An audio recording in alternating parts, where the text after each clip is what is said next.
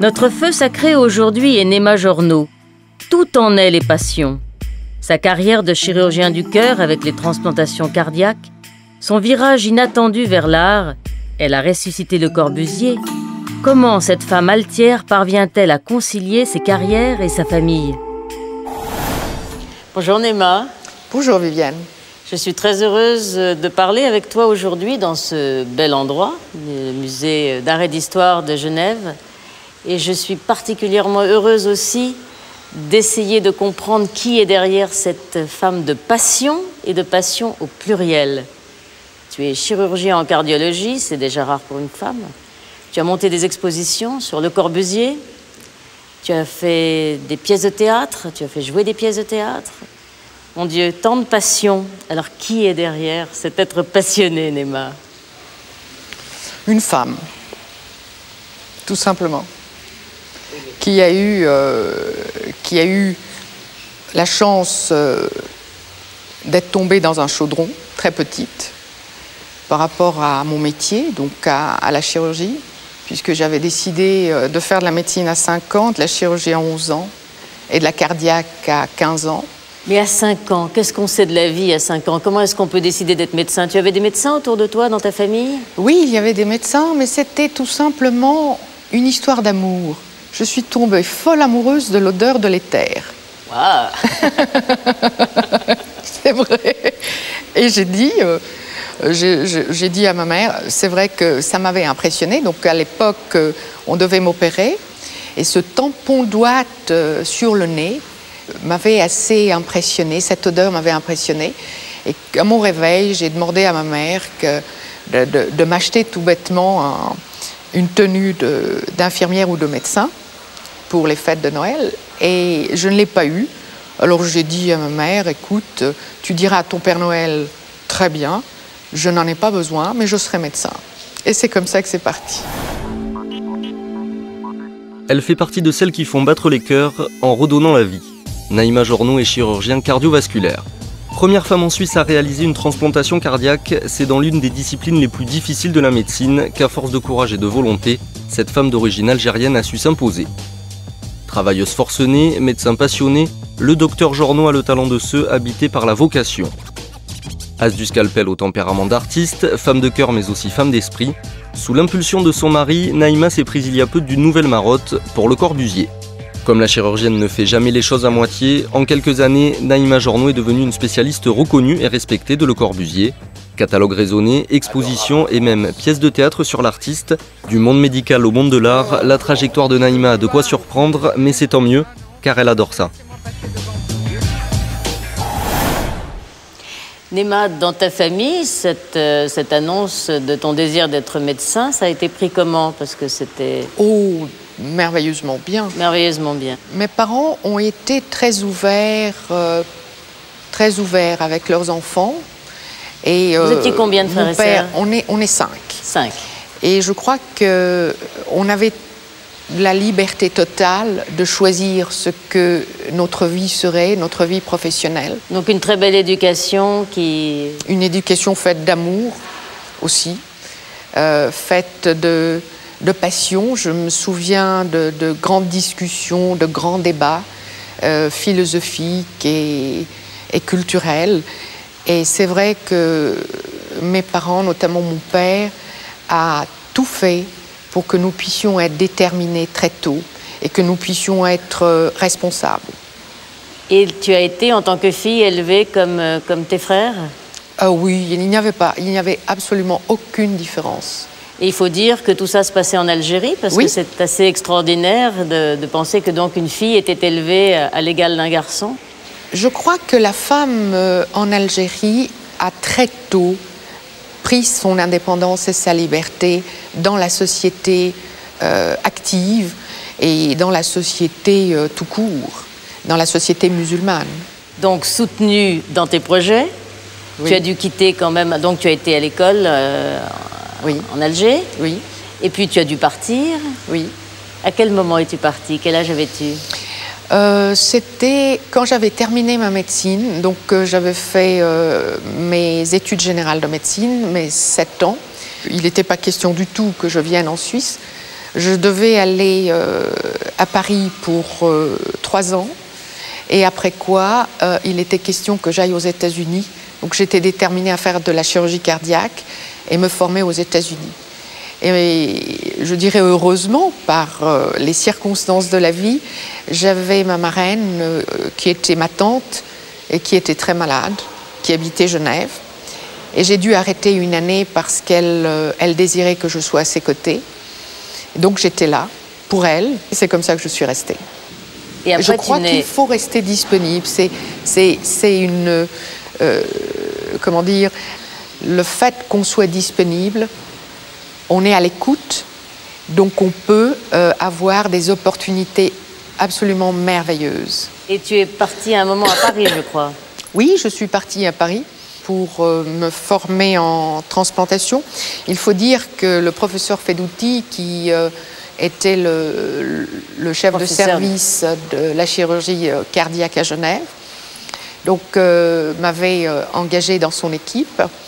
Et en 1904, il savait déjà depuis le début que je voulais faire de la transplantation. Alors au début, il m'a dit, on n'en est pas encore là, il faut encore performer la chirurgie coronarienne. Et quelques années plus tard, dans les années 84, 85, je me souviens, il m'a appelé à son bureau, il était 18h, il me donne 3 livres et il me dit, voilà Naïma, dans 6 mois, vous devez être prête. Bien sûr, je n'ai pas dit non, c'était le rêve qui devient réalité. Il m'a fait une lettre d'introduction pour aller donc, dans le service du professeur Cabrol, à la Pitié-Salpêtrière. À Paris, donc. À Paris, qui m'ont reçu. Et c'était devenu mon 2e centre. Quelle vie de travail, complètement dédiée à ta passion et à ton métier, puisque tu travaillais la semaine à Genève et le week-end à Paris. Oui. Donc 7 jours sur 7. Oui. Ça m'intéressait, donc il y a rien à dire. Quand on aime quelque chose, je crois qu'on ne sent pas le temps passer. Au contraire, il passe trop vite.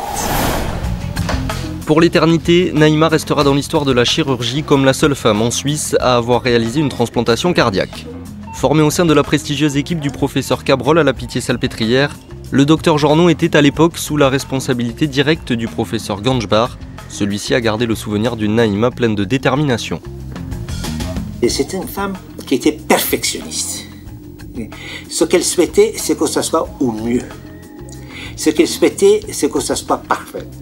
Il y avait d'une part la perfection, et puis d'autre part la curiosité d'aller toujours en avant, de trouver des nouveautés. Donc c'est ça qui caractérisait pour cette période que j'ai eu le bonheur de la connaître. Une trajectoire professionnelle exemplaire essentiellement passée à l'hôpital cantonal de Genève, où don de soi total et investissement absolu faisaient partie du quotidien de Naïma.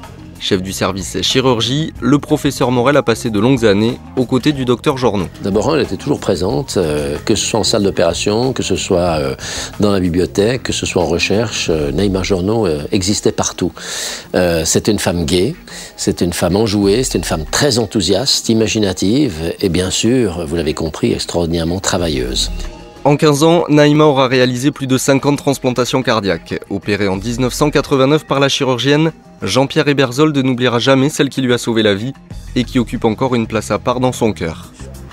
Je considère que c'est un peu la mère de ma 2e vie, comme je dirais, puisque j'étais on me donnait une espérance de vie de 3 mois au moment de mon opération. Et réellement, ça a été ce que je pourrais appeler une résurrection, disons. C'est un peu de l'ordre des anges qui descendent du ciel, quoi. Tu as donc fait ta première transplantation en quelle année, Naïma? Alors, nous avons effectué la première transplantation, donc le professeur Fedouti, le service, en 1987. Naïma, qu'est-ce que tu as pensé la veille de la transplantation, la nuit d'avant, quand tu savais que le lendemain, tu allais avoir cet immense challenge? Oh, je ne savais pas du tout. On n'a pas le temps de penser. On a un patient qui est sur la liste, c'est vrai, mais on ne sait pas qu'on va le transplanter demain ou tout à l'heure, puisqu'on est dépendant des donneurs. Après cette première transplantation, j'imagine qu'on s'écroule de fatigue, mais quel sentiment? Après la première, oui. Nous n'avions pas le temps de réfléchir. Pour nous, il fallait s'occuper de la suite post-opératoire, donc du patient. Et on n'avait pas le temps ni de nous réjouir, ni de philosopher. Donc là encore, beaucoup de présence à l'hôpital, j'imagine, ou à portée de téléphone. Toujours, toujours. Et il n'y a jamais eu de carambolage entre ta vie professionnelle et ta vie de famille? Ça paraît extraordinaire, ça. Non, il n'y avait pas, parce qu'il y avait une entente et il y avait un partage qui était consenti et qui était réfléchi. Tu as 2 enfants très brillants, très intelligents, qui réussissent bien. Comment as-tu concilié ta vie de médecin, de chirurgien et ta vie de femme et de mère, Naïma? À mon sens, il y a un point qui était pour moi extrêmement important. C'est l'échange qu'on a avec l'autre, que ce soit avec un enfant, un mari, un parent, un malade, ou tout simplement un être qu'on rencontre. L'échange que j'ai eu avec mes enfants a été intense. Quand il fallait être là, j'étais là. La discussion qu'on avait, donc que j'avais avec mon fils autant qu'avec ma fille, était toujours un échange de qualité. Tant et si bien qu'aujourd'hui, mon fils, qui a eu 18 ans, me parle et me dit « Tu sais, maman, maintenant tu n'es plus ma mère, tu es devenue mon amie. » Et je crois que ça, c'est un très beau cadeau qu'il m'a fait. Non seulement parce que c'est toujours agréable d'avoir un ami en son enfant, mais c'est tout simplement aussi pour moi de me dire, eh bien, j'étais pas toujours présente, mais l'échange a passé. Et donc, je suis convaincue que si on est avec son enfant à son écoute et qu'on lui donne 1 heure, mais 1 heure intensément à lui, eh bien, on a tout gagné. Donc, plutôt peu, mais bien, que beaucoup et mal. Et mal. Oui. Et ça, c'est un peu ta devise aussi. C'est ma devise, oui. C'est vrai. Ta famille, quelle a été leur réaction de savoir que leur fille chérie était un chirurgien en cardiologie et qui plus est faisait des transplantations cardiaques? Ils ont été très heureux. Fiers, j'imagine. Et assez fiers, oui. Assez fiers. Et c'était quand même la consécration d'une éducation de tolérance, d'ouverture. Je ne sais pas si c'est le mot de consécration, je le trouve un peu fort. Il me semble qu'on n'a pas encore fini, j'ai pas encore fini mon parcours. La consécration, je ne la trouve pas du tout dans le métier ou dans la réussite professionnelle, mais dans le partage avec l'autre, dans la sublimation de la vie, et non pas dans une trajectoire professionnelle. Tu as des exemples de ça? Je me souviens en particulier d'une anecdote que j'ai eu à vivre. Il s'agit d'une dame qui avait 89 ans et qui a fait un arrêt cardiaque alors qu'elle était en vacances à Cannes. Et cette dame donc, a été rapatriée en urgence, intubée, donc endormie. Et à son réveil, elle m'a remercié de l'avoir sauvée, comme elle disait. Et donc, elle me dit, il y a 6 mois, je voulais mourir, mais voilà, j'ai découvert quelque chose de merveilleux, j'ai découvert l'amour. Elle est tombée amoureuse d'un homme qui était bien plus jeune qu'elle, de quelques 10-12 ans. Et elle me dit, maintenant, je n'ai pas envie de mourir, j'ai envie de vivre. Merci de m'avoir rendu la vie. Au 6e mois, cette dame revient vers moi, après l'opération, en allant très très bien, et elle me dit, docteur, croyez-vous que nous puissions nous marier? Oh, c'est joli. Et elle s'est mariée. Elle avait pensé que tout était terminé. Oui, elle voulait mourir. Elle voulait mourir. Et à 90 ans, elle concrétise ce qui était très beau pour elle et qui fait que toute sa vie a mérité d'être vécue. Et c'était pour moi une très belle leçon. Et c'est pourquoi je te disais, ce sont des petites perles que j'attache au collier de ma vie, parce que par ce métier, justement, on apprend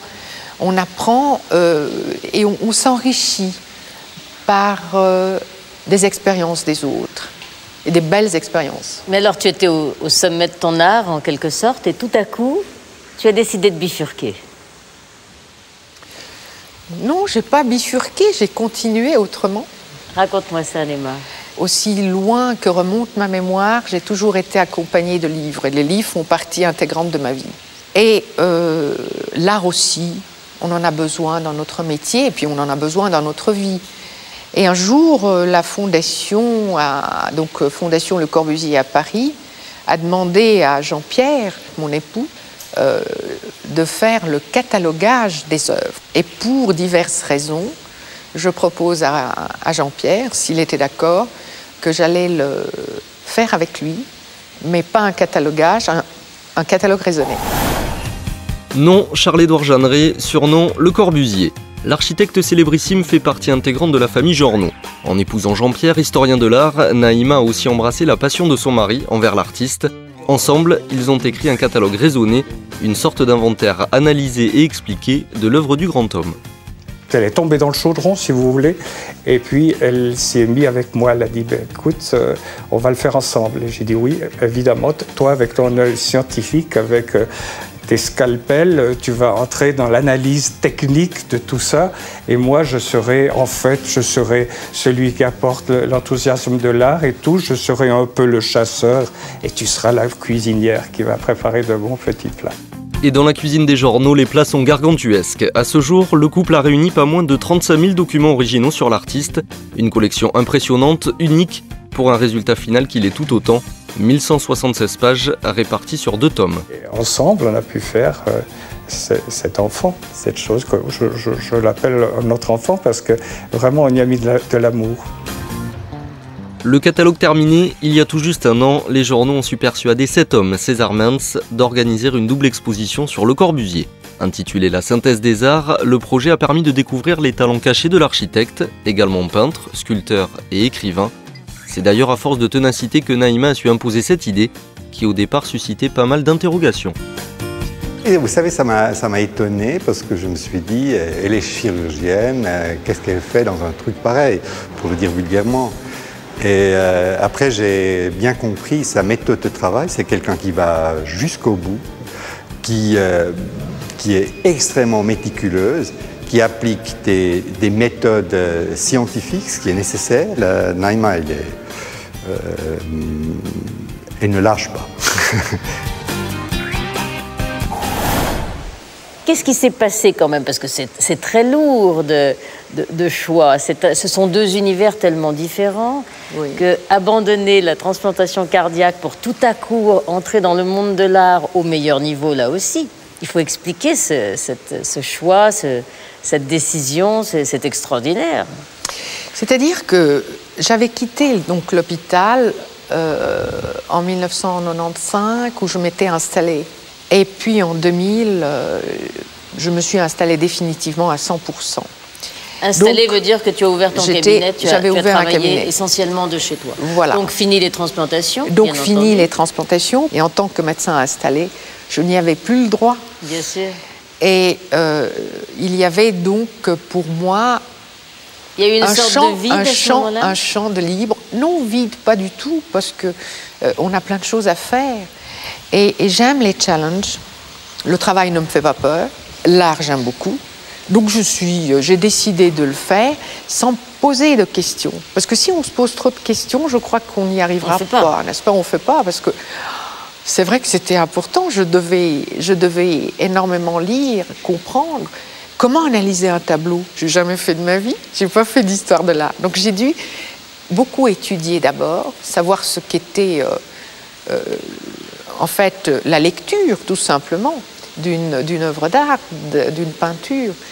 Et puis ça m'a passionnée. Est-ce que tu dirais que c'est la rigueur qui est importante et que lorsqu'on a appris à fonctionner avec rigueur, on peut appliquer son esprit quasiment à n'importe quoi? Je dirais qu'il faut, pour moi, c'est d'abord la passion. Parce que quand on a la passion, la rigueur, on la trouve. Je dirais d'abord cette envie. Et dans le mot envie, ce qui est merveilleux, c'est que ça veut dire ce que ça veut dire. Envie. Donc on est dedans la vie. Et cette envie donc, est essentielle.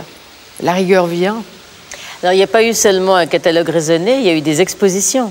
Oui, il y a eu une exposition qui qui est né en fait de la fin de ce catalogue. C'est vrai qu'on a rencontré César Mels, qui est le directeur des musées de Genève, et qui a été absolument formidable. Il a été merveilleux parce qu'il a cru en nous. Donc vous avez réuni l'essentiel des œuvres de Le Corbusier. Je crois qu'il n'y a jamais eu au monde une exposition aussi complète. Oui, c'est vrai. C'est la première fois qu'on réalise une telle exposition parce qu'il faut dire que jusque-là, c'était la Fondation qui prêtait ses œuvres et les expositions ne dépassaient pas une quarantaine, 45 peintures en tout. Là, vous avez réussi à réunir combien de... Je crois 141 huiles, 137 peintures et 6 ou 7 émaux. Et à force de vivre ainsi avec Le Corbusier, Naïma, tu en es venue à imaginer son personnage et avoir envie de le faire revivre sur une scène de théâtre. Oui. Et là, c'est encore une autre corde à ton arc, c'est encore une autre passion.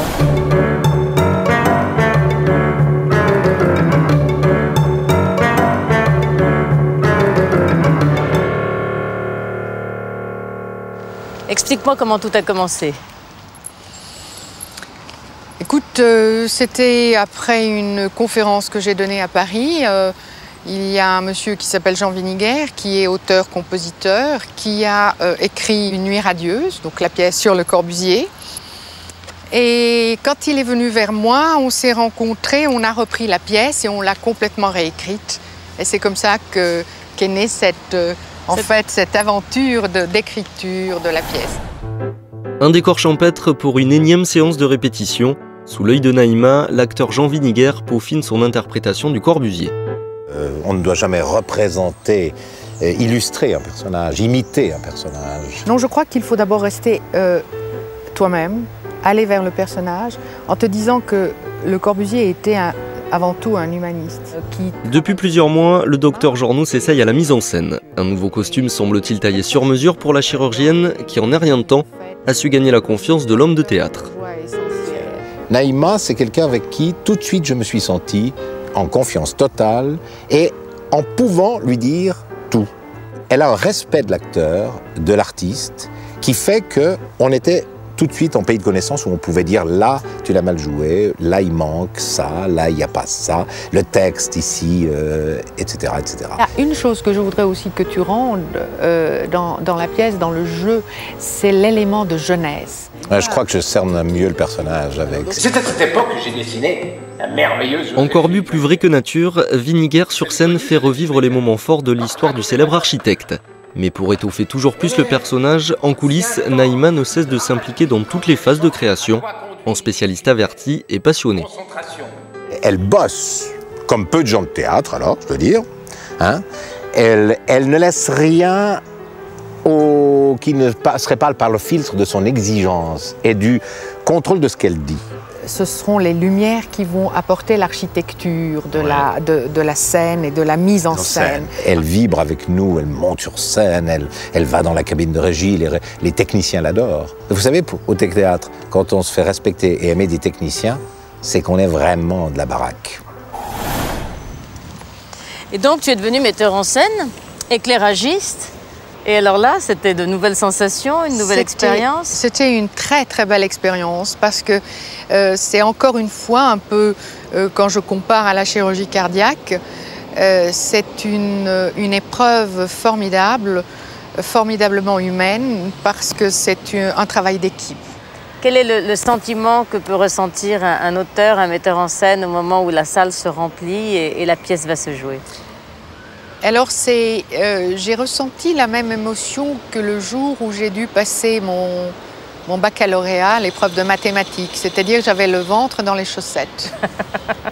Alors le succès, donc les applaudissements? Oui, c'était merveilleux. Les applaudissements, on les a reçus. C'était chaud au cœur. Pour nous, c'était non pas une victoire, mais une sensation que celui qui est venu partager ce moment avec nous a peut-être compris notre démarche, mais surtout à partager un moment avec Le Corbusier. Neema, la passionnée, qu'est-ce que tu aimerais dire en conclusion de cette émission? Qu'est-ce que tu aimerais donner comme message? Il y a une très très belle phrase peut-être qui sera le mot de ma fin, comme disait la maman de Le Corbusier à Le Corbusier, une phrase qui m'a beaucoup touchée. Ce que tu fais, fais-le. Alors il faut faire ce qu'on a envie de faire. Alors ça sera le mot de la fin, effectivement. Merci Neema. Merci Neema, la passionnée, pour ce beau moment passé ensemble. Merci à toi, Viviane. Merci.